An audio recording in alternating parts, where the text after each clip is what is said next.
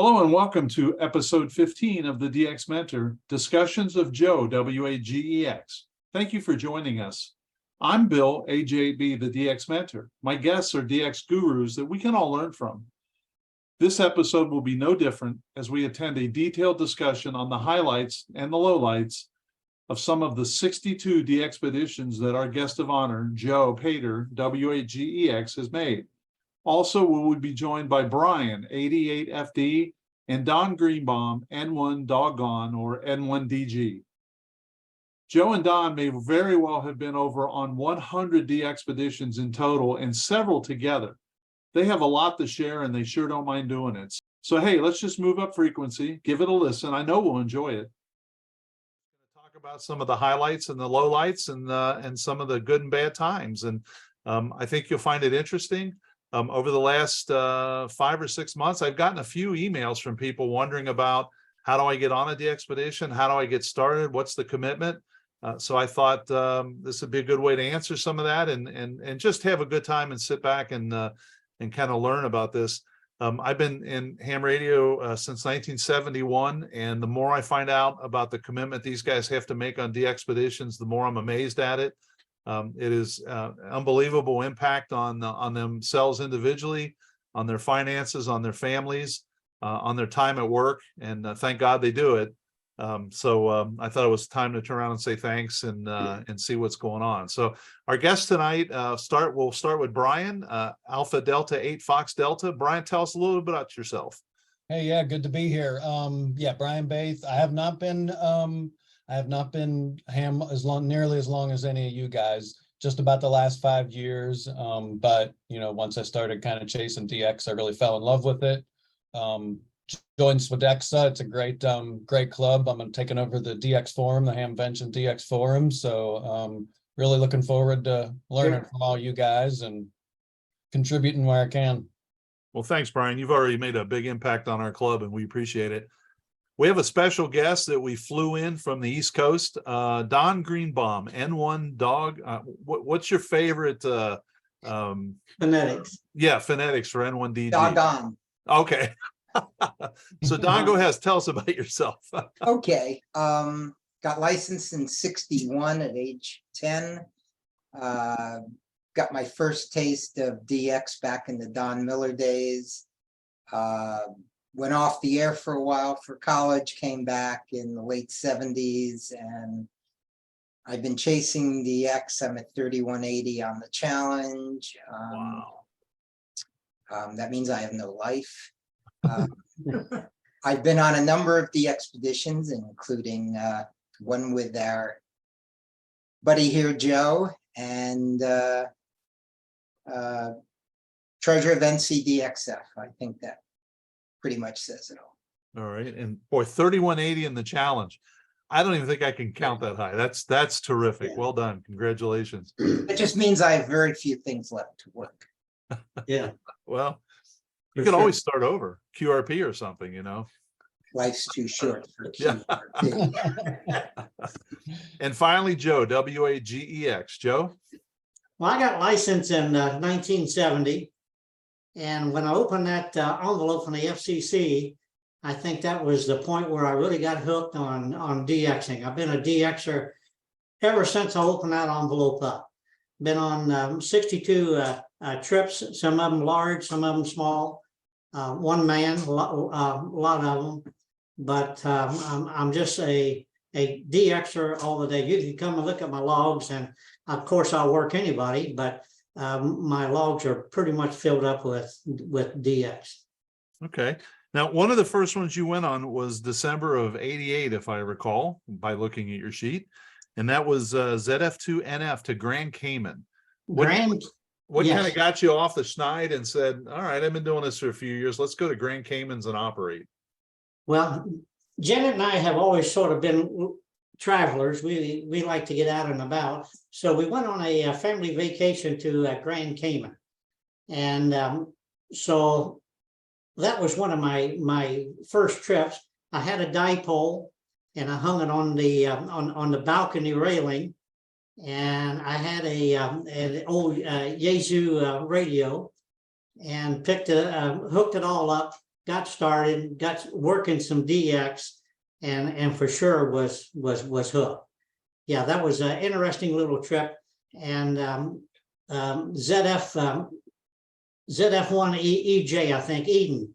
I still work this guy. He was in charge of the desaltering plant for the island.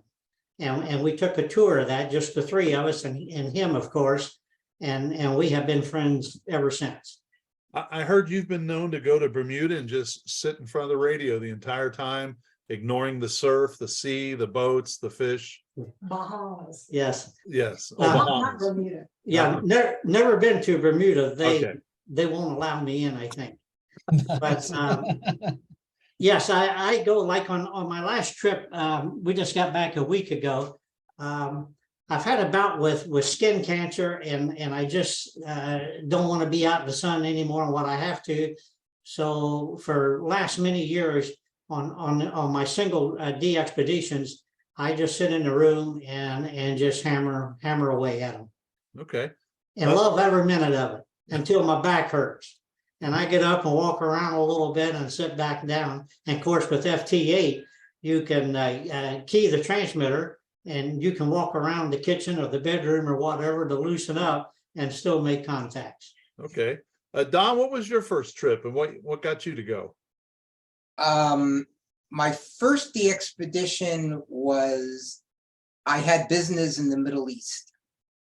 And I met one of the rulers and mentioned ham radio and said, you know, A6 is one of the rarest things going. And he said, well, I lived in Texas in college and I knew a ham. He said, if I get my license now, and by the way, when I met him, I didn't know who he was.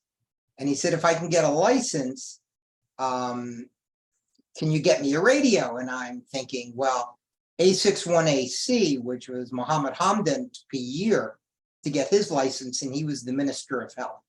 And I knew him from my, believe it or not, Commodore computer days in the early 80s. And he was our dealer in Dubai. So I said, well, you know, there's a ham there that I know, A61AC, Muhammad Hamdan. And remember, back in the 80s, Dubai was tiny. It was a little town. And the following day, he came to the computer show where I was at, and he said, I got my license, and get me a radio and come back and teach me how to operate. And I'm thinking, who is this guy? So the guy that introduced us, I said, who is that guy? And he said, oh, he's one of the Al Maktoums. Well, he was the head of the Dubai Municipal Council. So he went to their equivalent of the FCC, said, I want a license. And they said, yes, sir. And so I went back, and for years, every year when there was the GITEX computer show, I'd go and operate for a week. So that was my first taste of a DXpedition. So you almost got it whether you wanted it or not. Yeah. Joe, one of the ones I wanted to talk to you about a little bit, I believe your first, what I would call huge DXpedition was to Wake, K9W. I think, I'm trying to look at the list. You know, I think he was on Midway first. It was on Yes, Midway. That's right. Yep, I'm backwards here. So tell me about the Midway trip. Oh, the Midway trip was a good trip. That's where I met my friend Don with us tonight. And overall, it was an excellent trip, I thought. Like most DXpeditions, it had its little problems. First time we all met in Honolulu, and we was getting ready to get on the airplane the next morning, and the airplane had a oil leak. So we couldn't go across a couple thousand miles of ocean with an oil leak. So the mechanics took off. They thought they had it fixed, and Don, correct me on all this. They thought they had it fixed, and they would take off and they would fly for 20 minutes or a half hour, and the leak would appear. They could see the oil coming out of the engine area onto the wings, excuse me, and they would come back to Honolulu, and from our hotel, we could see the airport. And we had the wing number, so we was keeping track of the aircraft, and we could see them circling around and circling, and then coming back to the airport landing, and then all of a sudden, all the hoods would come up on the airplane, on the engines. So they would pressure clean it off and try to find this leak. And this went on for several 3 days. days, 3 Really? days. Wow. 3 days. They kept telling us it was fixed. Yeah. They'd take off just for a test run. And Yeah. they'd land and we'd watch and boom, everything got opened. Oh, my God. Back to the airport, the hoods come up, wash it off again, and like Don said, for 3 days. So, Until we got Joe out there on the tarmac. And he took some bubble gum and he plugged the leak. No, fix it. Some duct but they tape. did fix it. And the FFA approved it. Nice. So you had to be a little nervous though when they're taking off, like, okay, did they really fix it this time or? Yeah. And then I was sitting up front in the first passenger seat, and across the aisle from me was a guy in a work uniform, in a blue work uniform. And I asked him, what was he doing on the flight? And he said, well, if anything went wrong with the oil leak, he was on the airplane. Well, I'm not sure how he was going to fix it. That's the funny thing. We were in the air for like 4 hours. What's he gonna do? Climb on the wing? Yeah. There aren't too many landing strips between Honolulu and Midway. Oh, Yeah. my God. So that was, and during the time that we was in the hotel, because it got down where we're going to cancel or postpone the trip. So Tom Harrell and Dave Johnson were our leaders and co-leaders. And so we met several times a day trying to figure out what are we going to do if this plane is not operable. We're really between a rock and a hard spot. And Don, with his international connections, he gets online and tries to find other aircraft. Well, there was other aircraft available, but they were not close to us, and they were quite expensive, way out of our budget range for the aircraft that we had already chartered.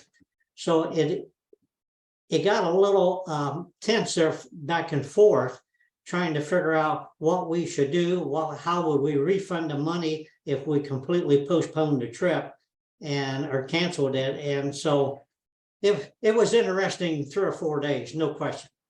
So I imagine you have people back here bugging you like, okay, why aren't you on the air? What's going on? And so that couldn't have been any fun either. Yes. People wanting to know where you at, why aren't you on the island? And so we kept posting pictures of Joe on the beach with a daiquiri. Yeah. And we just kept saying, we'll go when Joe's ready. Don, He was the fall guy. Don's been all over, but Don's been on some very high profile trips. And I think the general consensus is that when us as DXpeditioners go out on these trips, that we are really having a good time. It's beautiful, sunny days. Don's been out in the South Pacific where, it's cold, ice, absolutely terrible conditions. And I've been quite a bit to the Pacific where it can get quite hot. So it's not a piece of cake by a long shot. Wouldn't you agree, Don? Yeah, I mean, being on the equator, it's over 100 and the hot sun's setting up. When we were setting up on South Orkneys, it was below freezing with a gale and snow. You have the right idea going to the Cayman Islands. So one of the challenges to me would always be the logistics, right? You got to remember, radios and chairs and coax and now networking cable switches. And you also have to remember barrel connectors, right, Joe? That's right. So So we're on Midway. We get the okay that the aircraft is able to fly with no oil leaks. And we had a fella that we had an open spot. So we had a fella, Charlie Wooten, NF4A, and we invited him to come along. He leaves Florida and flies out and meets us. But when we get ready to load the airplane, they said that we've got too many people. Well, we had to bring the engineer. Yeah. The plane cracked, the engine. so we left Charlie. Charlie volunteered. He says, I was the last man asked and the last man to pull in here. And he says, I'll just stay because tomorrow there was another aircraft coming out that could bring Charlie. And a guy by the name of Bruce Butler, who was the treasurer for Northern Cal DX Foundation. President, that's right, I'm sorry. He says, I'll stay back with Charlie. So these two guys stayed, Don and I and the rest of the team go out to Midway, and we're starting to run our coax cable. And like the 160 antenna might be 400, 500, 600 feet out along the water. And we did not have any barrel connectors, not a one, to put these cables together with. So, And the Radio Shack on Midway was closed. yeah. Yes, for sure. So we called back to Honolulu and talked to Charlie and Bruce and told them to go to rent a car and go to every Radio Shack in Honolulu and buy every barrel connector they had, because we weren't sure how many we needed, but we needed plenty. And so the boys did that. And when they arrived, we met them in the golf cart on the tarmac and got those barrel connectors in them, obviously. You had everything else set up at these, so there's coax laying all over the place like this, right? Nice. Oh my goodness, that's crazy. So then on Midway, I don't know if Don remembers this or not, but when we went into Midway, Brown, what was that boy's name? The manager, Scott Brown. Scott Brown. Matt Brown. Wait, Matt Brown. Matt Brown, that's right. Very good young man, and he was the manager on the island. He was our boss, make a long story short.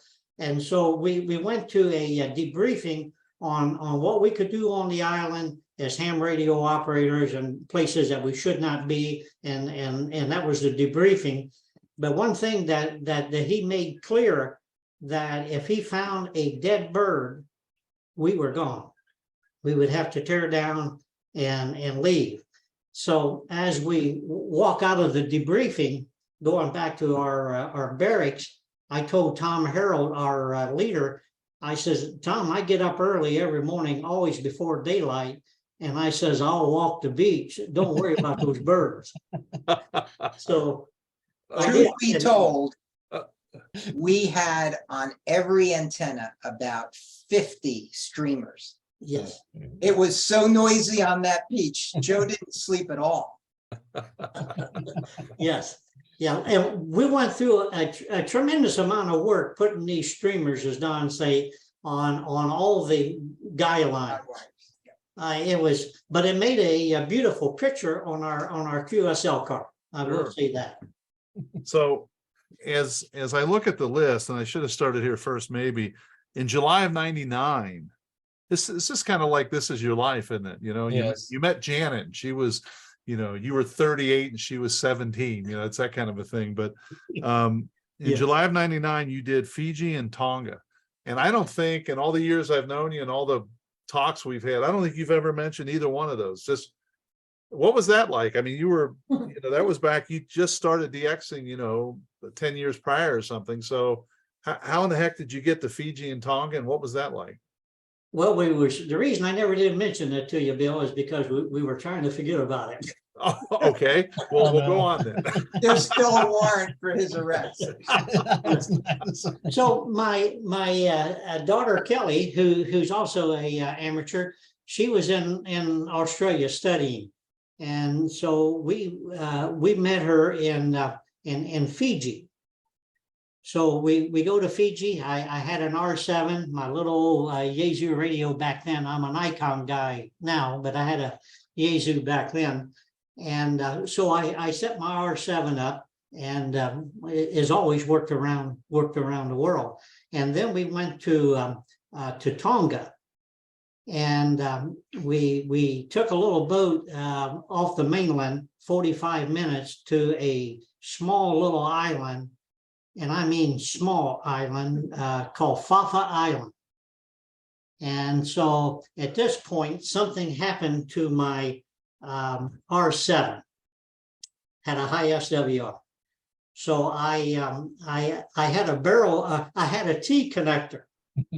So I made me a 17-meter dipole, and put it up in the trees and work 17 meters off of that homemade dipole, homemade on the island. Right. Wasn't homemade from home.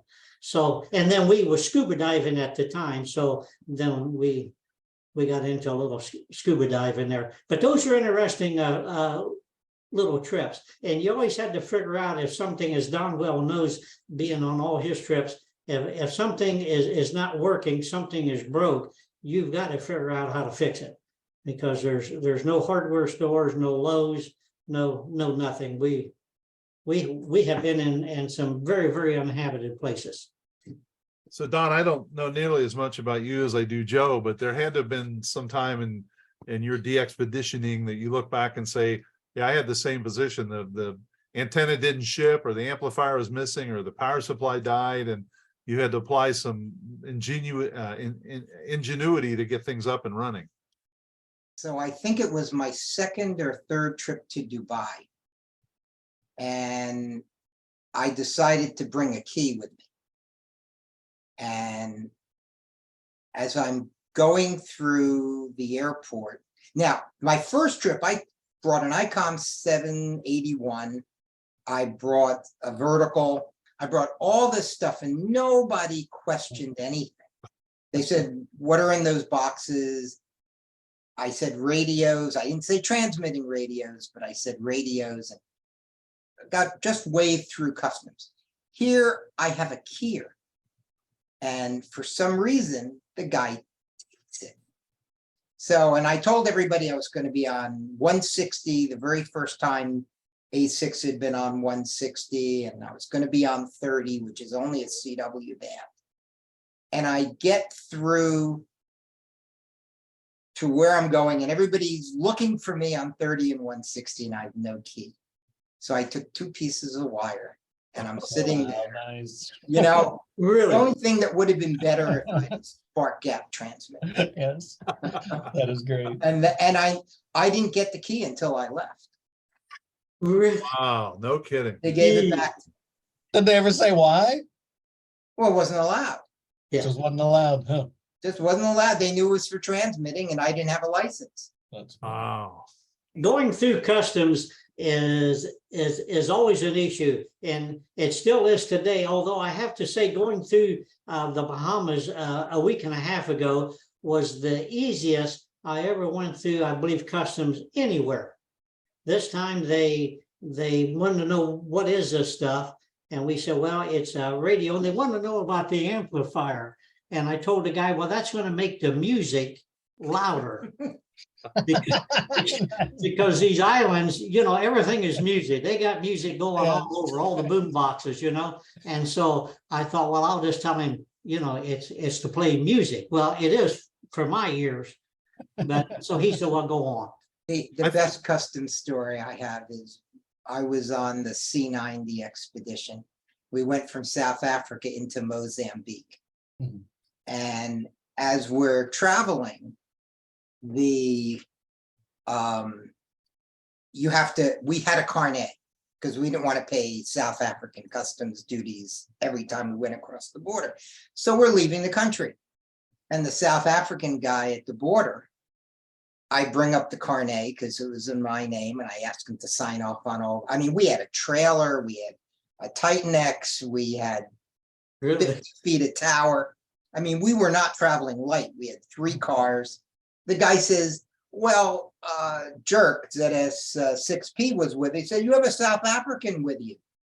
There's no problem here. I don't need to sign it. Just go through. Well, you know, 10 days later, we come back. And they're not letting us in because my carnet isn't signed. And finally, Jerk, who's, you know, in his late 70s, they do respect elders. He is screaming at these people that you let us through and refuse to sign it. And they were trying to shake us down for money. Yeah. Wow. That's got to be a little scary, right? Because you're not sure 100% what's going to happen. And yeah, they all have weapons. And when we were in Mozambique, about every 20 miles, we were stopped by people who were armed.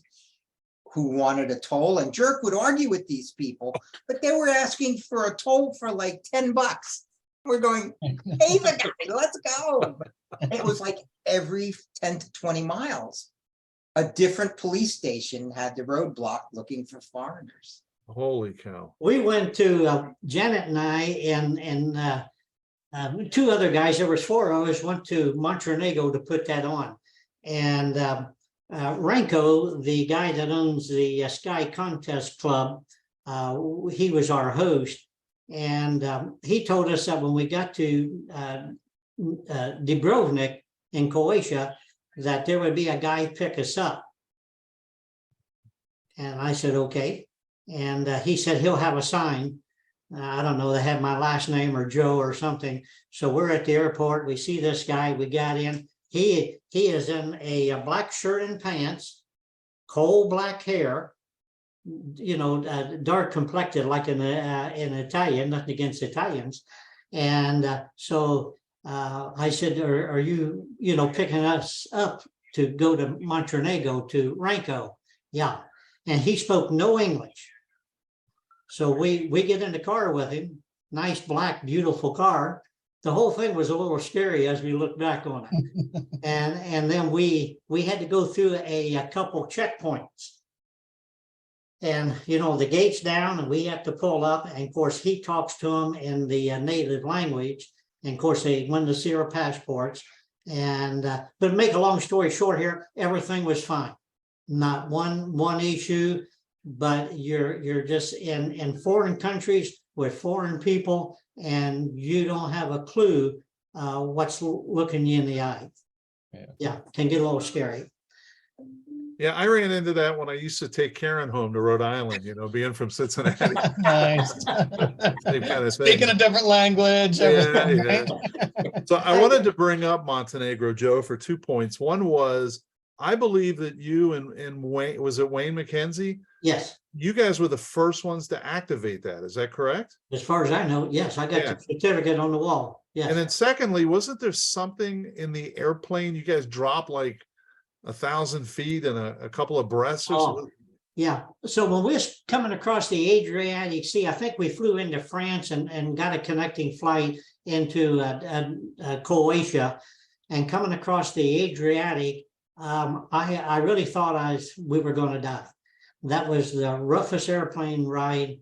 I give that pilot credit. He or she, you know, handled that well. But that plane was just really rolling like that. I've been on a lot of flights, but never been scared and thought I was going to die like that.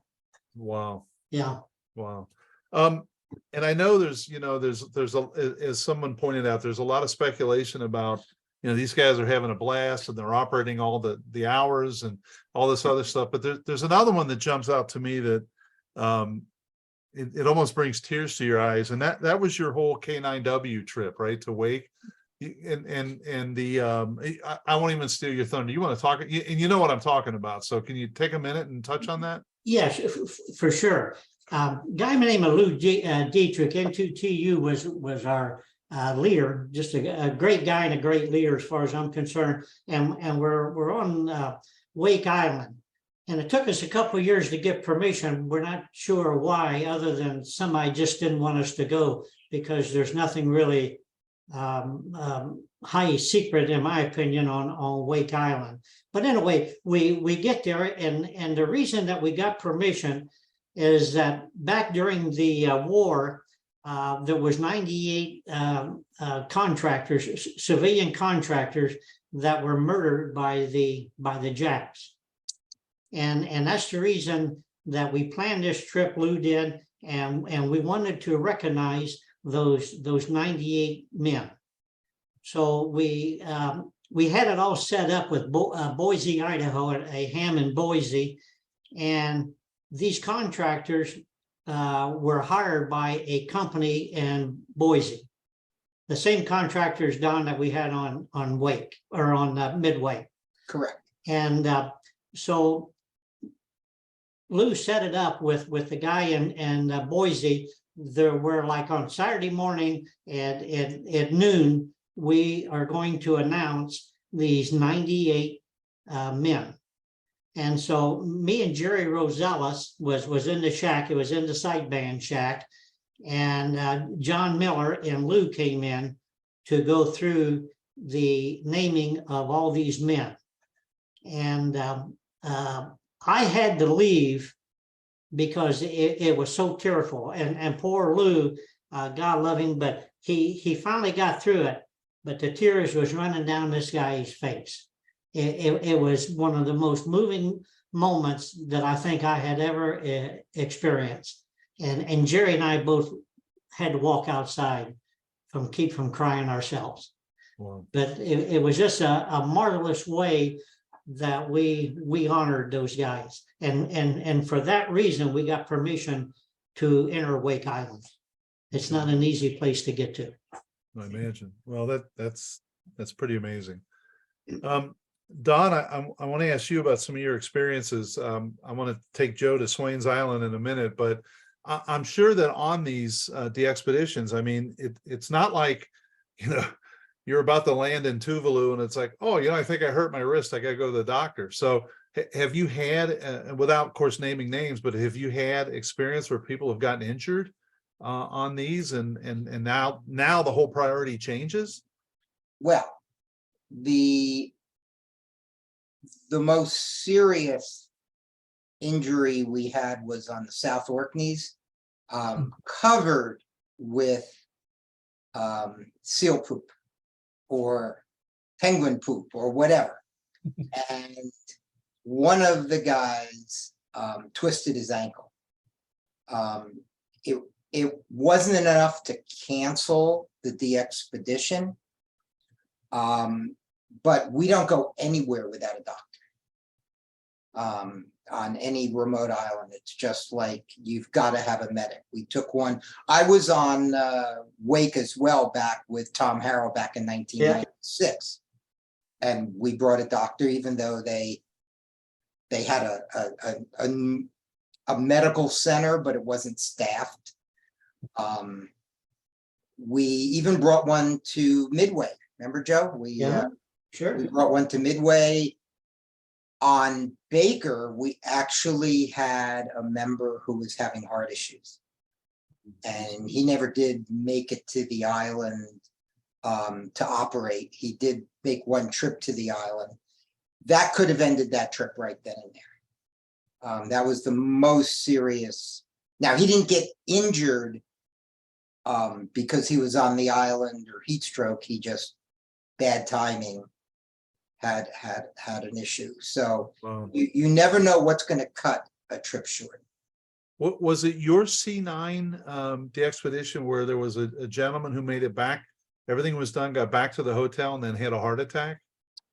He actually got home. Oh, he got home. Okay. He passed away within a month of the DXpedition. But yeah. Did the stress of the trip do it? You never know. Gotcha. A month's a long time for a cardiac event. Right. Unfortunately, they're both, kind of linked. So that's why I was curious. It was horrible for us because we had just spent a month with the guy. Oh, yeah. Sure. Yeah. Joe, you had something, again, without naming names, but you had a particular incident on Swains that struck me as interesting because I'm not in the best of shape. And I thought about, boy, if I ever had to do this, you got to tell them everything and take everything into account. If you leave anything out, that could really prove to be a problem. And I think you guys ran into that. Yes, we did. So when we, as Don well knows, whenever we plan these DXpeditions, we have a medical form that we want the operator to fill out, and the doctor gets the medical form. And if the doc says, no, this guy can't go, he's got high blood pressure or whatever the issue is, if the doctor says he can't go, then he can't go. We just don't take that individual and we look around for another operator. So we're going to Swains. We had 20 operators, and we rented a boat called the Lady Naomi. That's a different story we can talk about in a minute. So we're we're on the Lady Naomi, big ship, 200-foot vessel, and a fella late at night, most of us were in our bunks, and this fella gets cut, and there was a piece of pipe, the way they explained to me, sticking out that was broken off and was rusty, and he comes along and he hits that pipe with his leg and really laid him open, his leg. So like Don says, we had a doctor always with us. So the doctor laid him on a kitchen table in the mess hall and sewed him up. And then they called me and Craig Thompson, my co-leader, and we immediately went down to see what was going on. And the doctor says, hey, this guy, because we're going to Midway, he says, this guy cannot get off of the boat. We cannot let him be contaminated with seawater. That would not be a good issue. So I had a hard time convincing this guy that he was going back to American Samoa, that he was not going to be able to stay on the island and operate. So he went back to American Samoa, told the captain of the boat there was only 3 or 4 guys on the boat, to keep an eye on him. And he went back to American Samoa and was in ICU for 4 or 5 days. So this guy was hurt. And then we also had other injuries on Swains that didn't require a doctor, but when they got back, several of them had to go to the hospital. So it's not always a piece and cake and laying under a palm tree with a martini or a beer in your hand. It's that's the impression I think so many operators have of us, but it can be very dangerous, no question. Anytime you go to one of these coral reef surrounded islands, somebody's going to get a reef infection. We always tell people to bring rubber soled shoes so you don't get cut by the coral. But I bet there isn't more than a handful of DXpeditions that have to transverse coral where somebody doesn't get a coral infection. Wow. Yeah. All it takes is a tiny scrape on the side of your leg. And the other thing, and Joe knows this, the food. When we were in Bhutan, there wasn't one of us that didn't get stomach poisoning. Great. I mean, Really? you don't drink the water, you don't eat fresh vegetables, but in Bhutan, we all got it because when we were taking showers, the water would get in. Really? Wow, Yes, that's how we good. figured it out. Nobody had anything but bottled water. We didn't eat any raw vegetables. And yet at different times, somebody was spending his shift, not at the radio, but in the John. It was like, we finally figured out it had to be in the showers. Wow. So on Swains, Bill, that was a different trip in so many in so many ways. But we had 13 Somalians on the island with us, and they're great big strong guys and girls, and so they built us a 2-seater outside toilet. It was what made me think about this when Don brought that up. Lou, who was our leader on Wake Island, he was sick for a couple of days, deathly sick, and he spent 2 days in the John. He was not, poor guy was not well. And you have to remember, there's only so many operators, and we are committed to this trip and trying to get 100,000 Qs or whatever. And as sick as this guy is, if possible, he needs to pull his trick on the radio. So it takes certain people, I think Don will admit, to do this. So Brian, you ready to pack and pick a destination or? Yeah, right, exactly. Can we I pick a hear place that- P5 is like that I rare. won't get infections on or anything? Yes. You can go to P5. That's right. Janet, my wife, has always said that when I came off of Swains, because it was so hot, it was 128 degrees on the beach, and that's where all the antennas are. And you have to walk the beach to go from sideband to CW stations. You know, they may be in on the edge of the beach and under a palm tree, but you got to walk the beach for a half mile to get there. And so the sun is as unbelievable.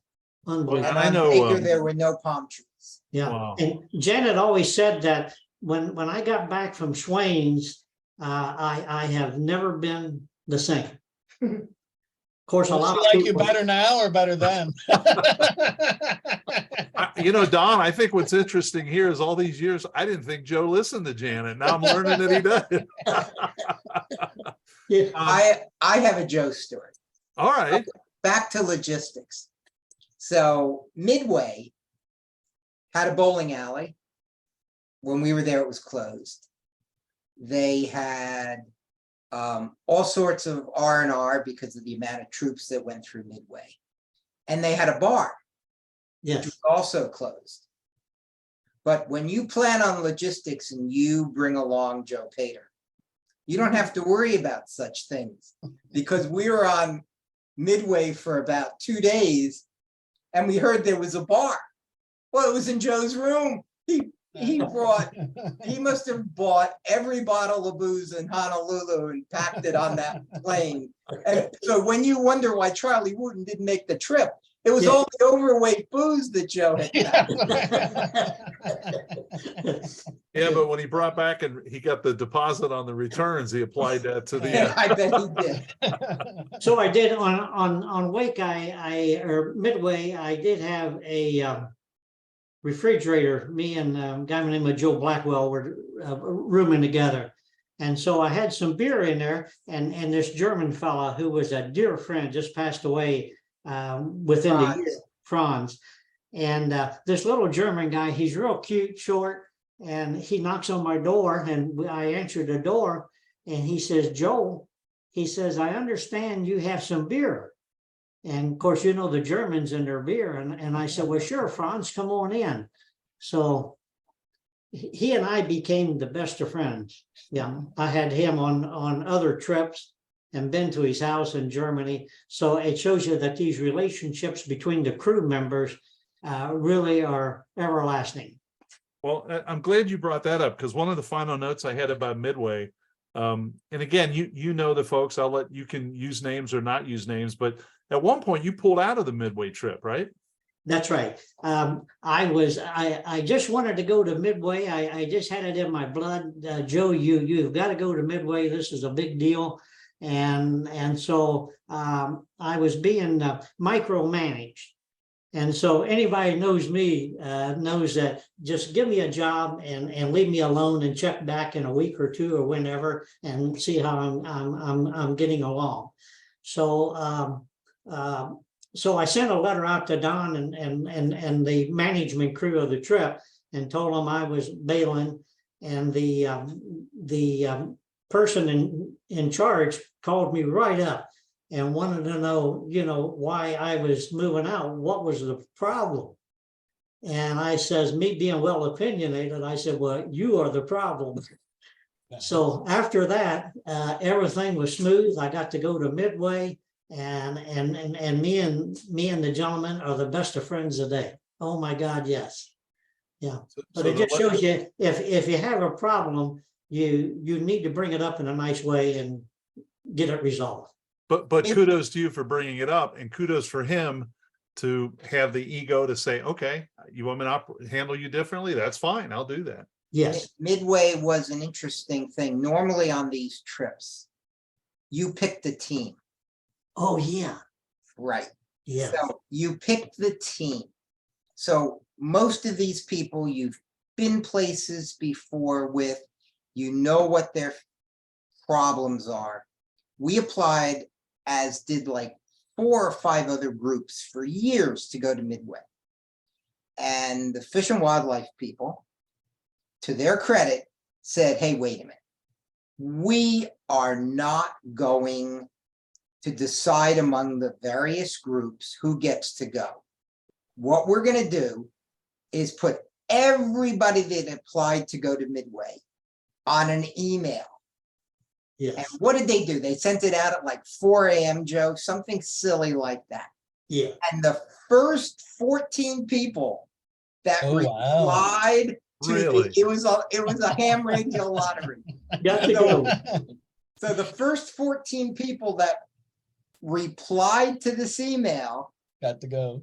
got to go, and more did, like 20. And as people dropped out, they went Yeah. down the standby list. Okay. So I get this call from Hawaii, from Chemo, Yeah. saying, did you get your email? And it was like 6 a.m. here. And I'm going like, what email? He said, man, you gotta get on this. I pick up the phone and call Tom and 4XP. And we immediately replied to this email that yes, we definitely want in. And they looked at the timestamp and picked the team. That is no way to run a DXpedition. So then we had an election who would wind up running this thing. And unfortunately, I was one of the guys they picked to run this. And it was like herding cats. And that's where we met Joe Pater, because he was Johnny on the spot that morning answering the email. It's But up early, like you said before, right? that is no way to run a DXpedition of what could have been A disaster. 14 or 16 strangers. Right. And Yeah. we had some characters on there, which we will not go into, right? Joe? Okay. And that's where I met Craig Thompson, K9CT. And That was he his and I first have been on- DXpedition ever, right? Yeah, and he and I have been on other DXpeditions together and have co-led them together. And I brag on Craig all the time. He is a first-class act. Yeah, And I kind of wonder, because, for like our newsletter, I get a lot of the DXpedition articles to reprint. And it's always it's interesting to me, the different nationalities that might be along. And I've always thought, that in the right circumstances, that could be a major issue. But then it really doesn't have anything to do with nationalities. It's everything to do with personalities, right?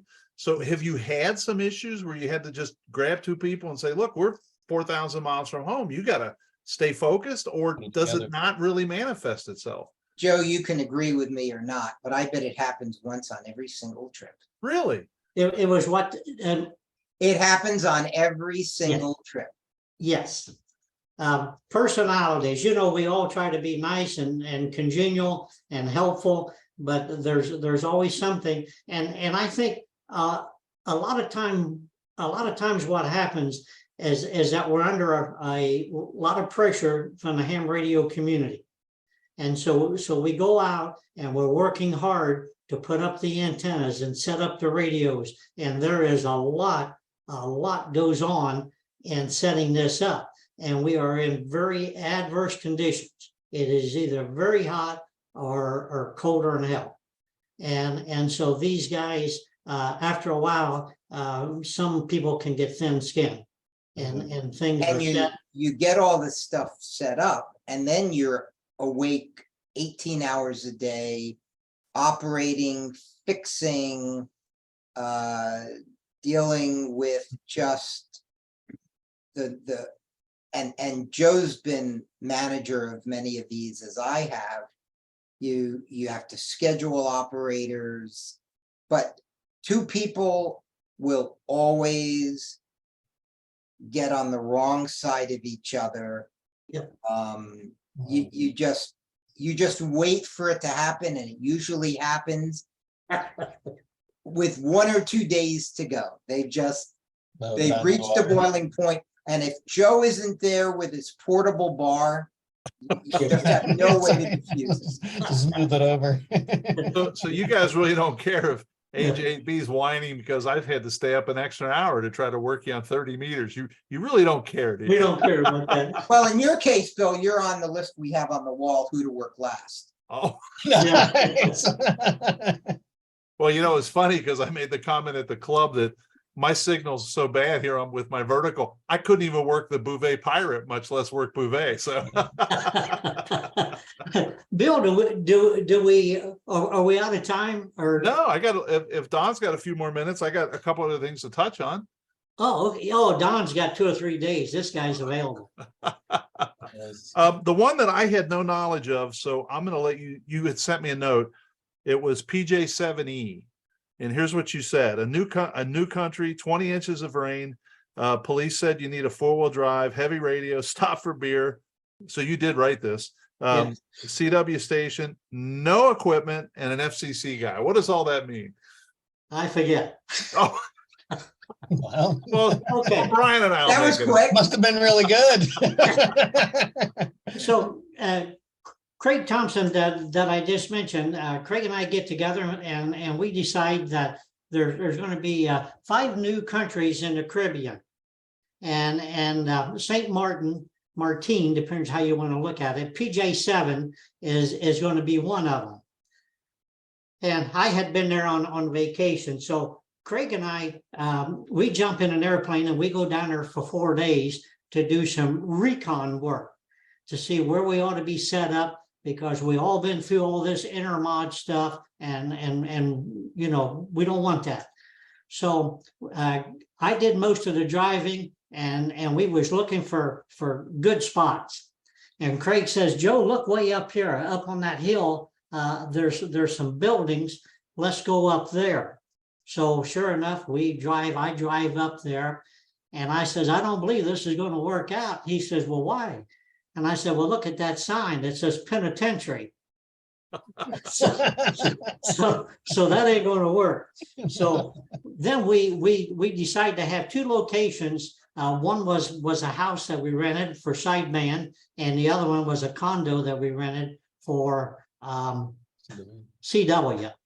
And of course, anybody that's been to the island, it is very commercialized. And so we did not have to pitch tents and stuff that we have done in the past. So that worked out good. So when we arrived, we arrived in the middle of a tropical storm. And we had a total of 20 inches of rain.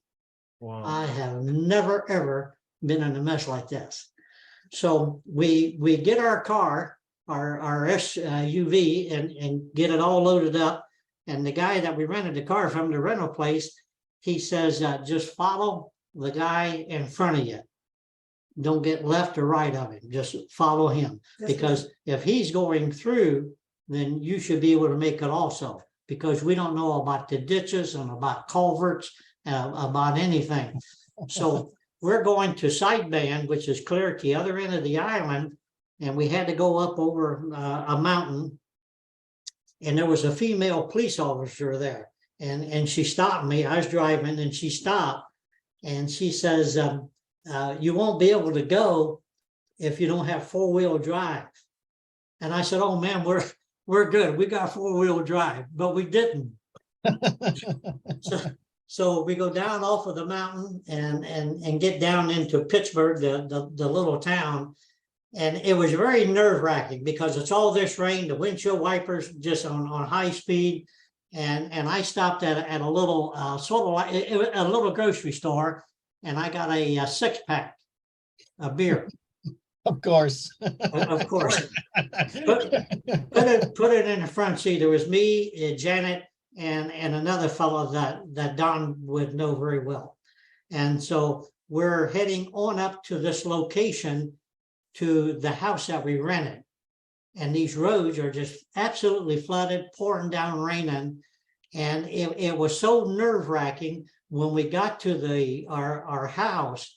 I opened the door and I could hear someone heaving.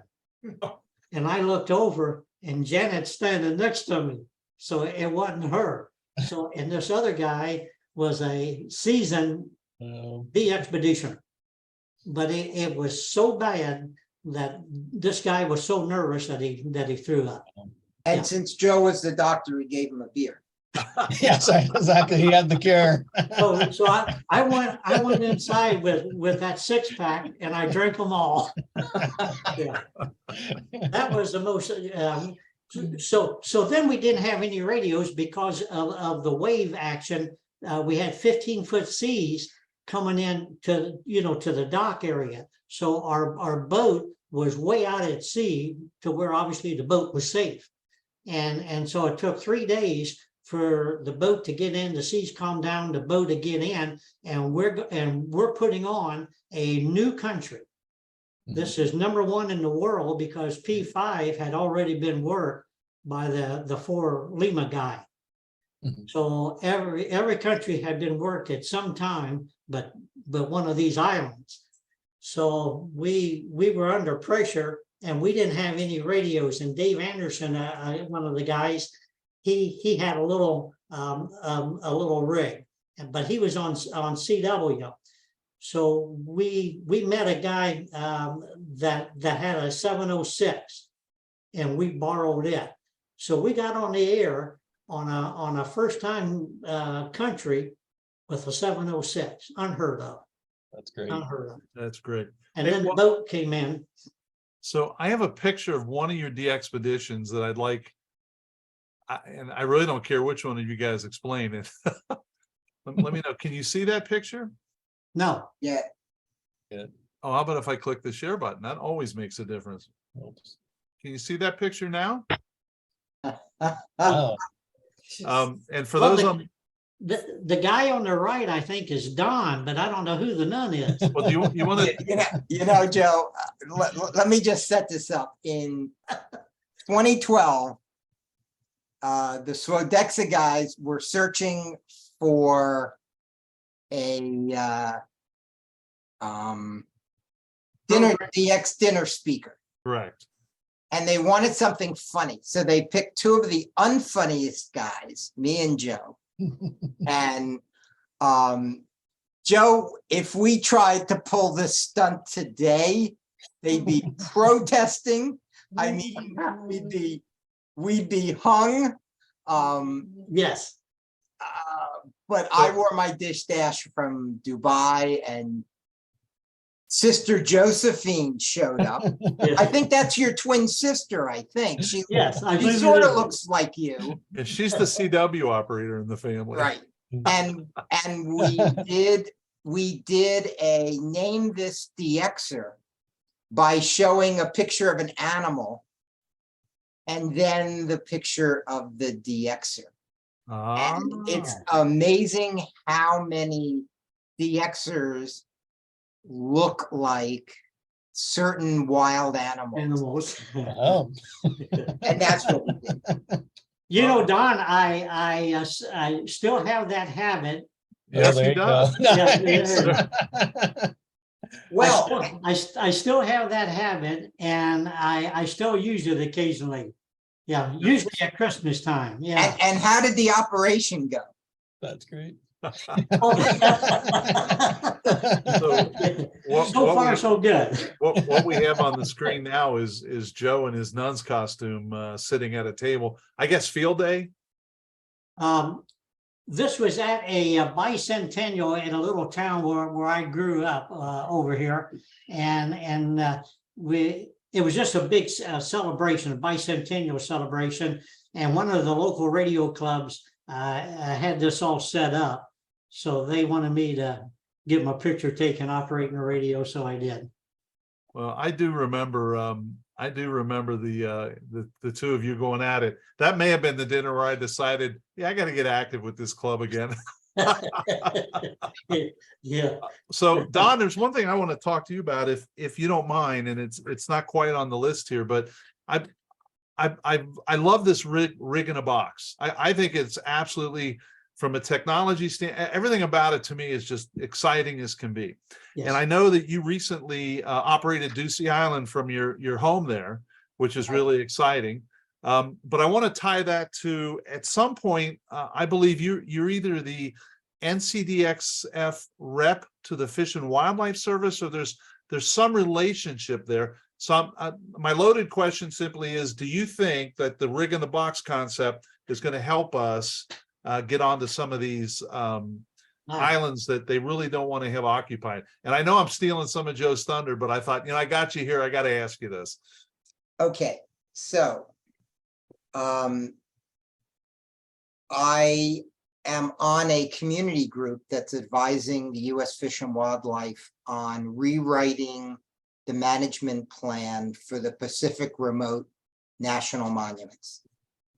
And what we're doing is setting up parameters on how to protect the islands. It includes places like Midway, Jarvis, Johnston, all the rare ones. It does not include Curie because that is managed by the state of Hawaii. Yes. And part of the management plan, and part of it's already been published, will allow for visitation by amateur radio. And I did a presentation to them showing them the rib a very short while ago. And there are some applications to visit some of these islands in the works. The rib is going to make a DXpedition to one of these possible. Okay. Is it going to happen next month? Is it going to happen in 3 months, 6 months?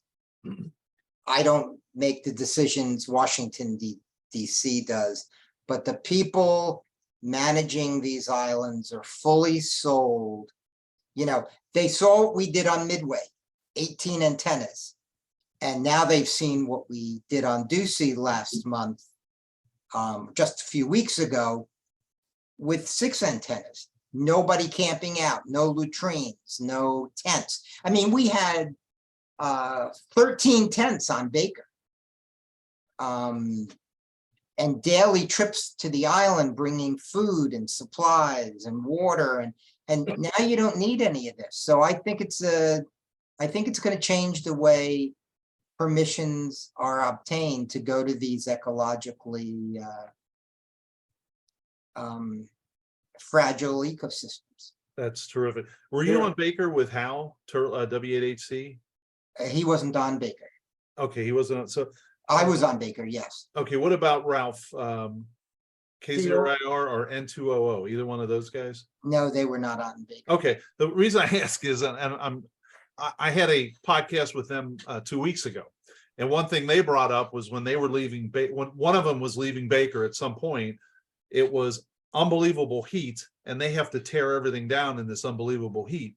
And between the setup and the tear down, they probably lost 2 or more days. Where we lost 2 days getting it set up. You didn't lose it. It was built in the plan.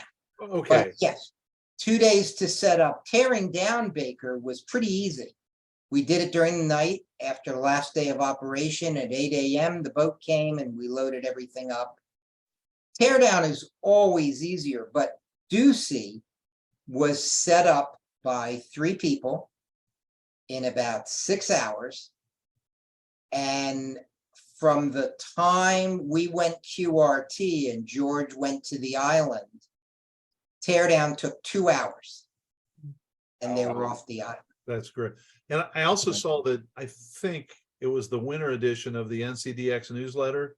There's an update on the rig in the box, and they've actually created a vehicle now that they can take off the ship and roll right up. I'm telling you, it's just brilliant. Everything they continue to do, Yes. just.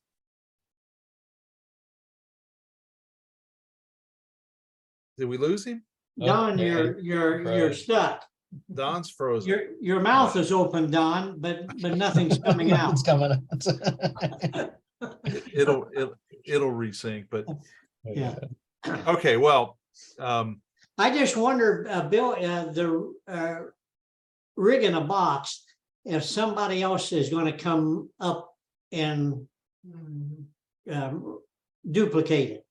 well, I guess they might, but when NCDX is NCDXF is fully supporting it, I mean, if you and I and Brian created one, we'd go to them and they'd say, well, we've already got that, so Right. We don't need it. yeah, Sure. yeah. So, Sure. well, Brian, do you have any questions or anything? Joe, it seems like it's always, it seems like with all these, it's like, it's the weather, right? Like, was there anyone that the weather wasn't a problem? No. It's sort of like out here, if you go to field day, one year you may have a beautiful weather, and then next year it's all thunderstorms and all this crap and the heat. But the weather is always I think the big factor. If it's hot, it really takes its toll on you, but probably no more than when it's cold. It's hard to do anything wearing a pair of gloves. Yeah. And you got to set up all this equipment, and Wow.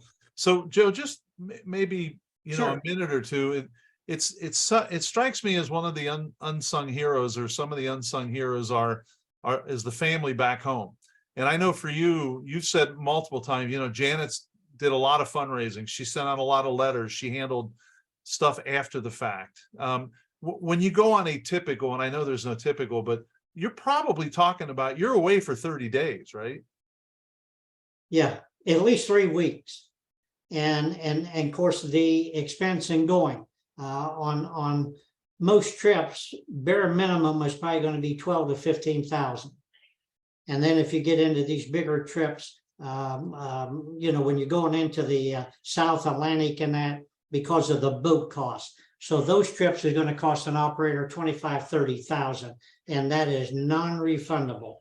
You put that money up front and it's gone.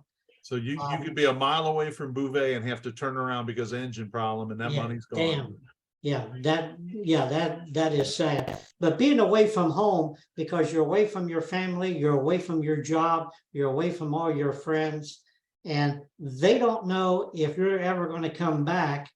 And when you really think about it, you don't know if you're ever going to come back either, because there's a lot can happen.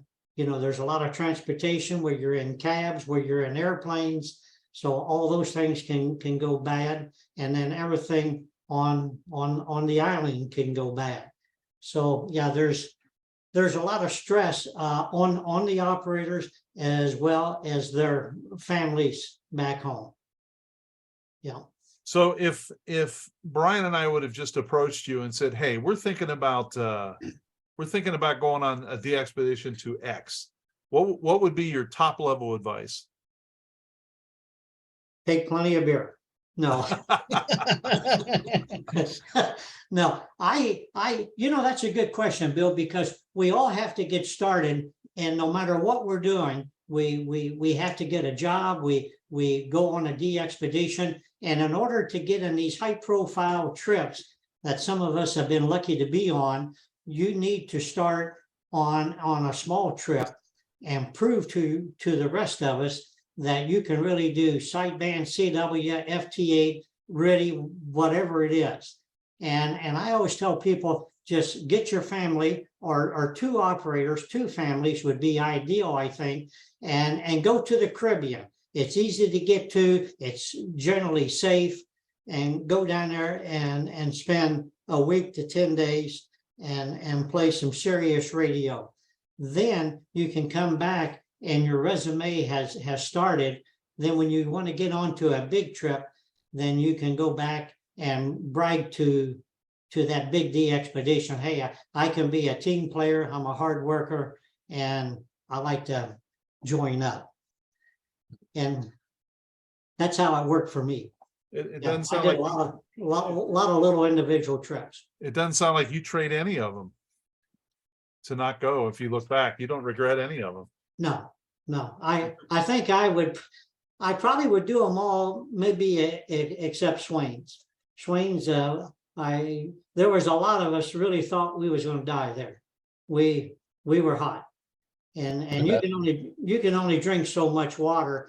And on my trips, I had everyone carry a nail apron to put your tape in and your pliers and your water. But we're out on a beach that is 128 degrees, and that water is hot. So all day for 2 or 3 days setting up these antennas, we really were just drinking hot water. Yeah, it was tough. And then what, up mid-90s at night? At night in the shade, it was 98. Oh, geez. 98. So you really can't sleep. So Yeah, you you go weren't out- able to sleep either. Yeah, you go out and do all this work and no sleep. You just it really takes its toll on you. Sure does. Holy cow. Well, listen, I appreciate, I wanted to do this in appreciation for all you've done for ham radio and all your DXpeditions.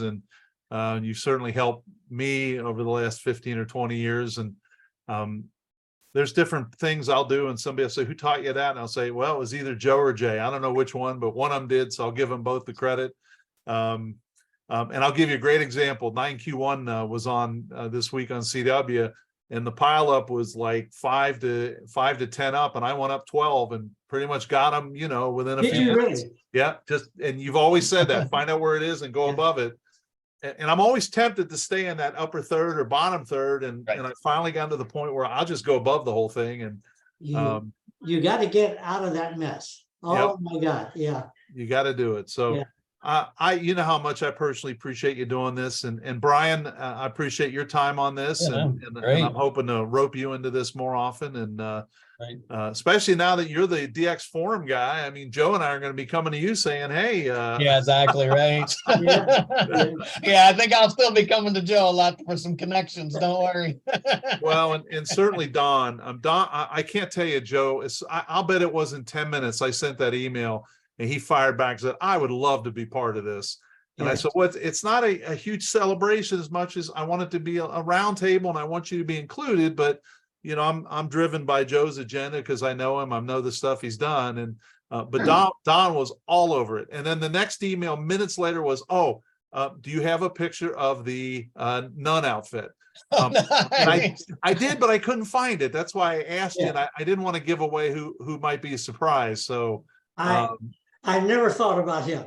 yeah, I didn't think he would. So No. so that's why I did it. But Yeah. in any event, again, I really appreciate this. And Well, you're certainly welcome, and it's been fun doing.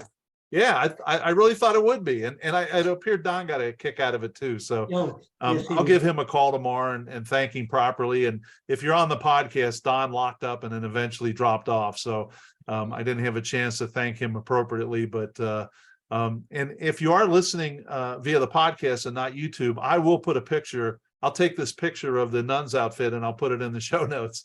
So you'll be able to see that, but we'll take care of that. So you guys stay safe. Thanks again for being part of this, and I'll look for you down the log. Oh, you're certainly welcome. It's been my pleasure. Thank you. Thanks for having me. I hope you enjoyed that as much as I did. That was fantastic. Thank you for joining me on this edition of the DX Mentor. I would especially like to thank our guests, Don, N1DG, Brian, 88FD, and Joe, W8GEX. I would love to have your feedback, answer your questions, and provide help with any DX or amateur-related issue that you may have. If you need clarification on something, or you just have a question, you can email me at thedxmentor@gmail.com. You can also follow us on Twitter using the DX Mentor handle. Please drop me a line if you've achieved an all-time new one, you've received recognition, or have a DX event that you would like us to mention. I'd be happy to do that. 7-3 for this episode, and thanks to my XYL Karen for her love and support.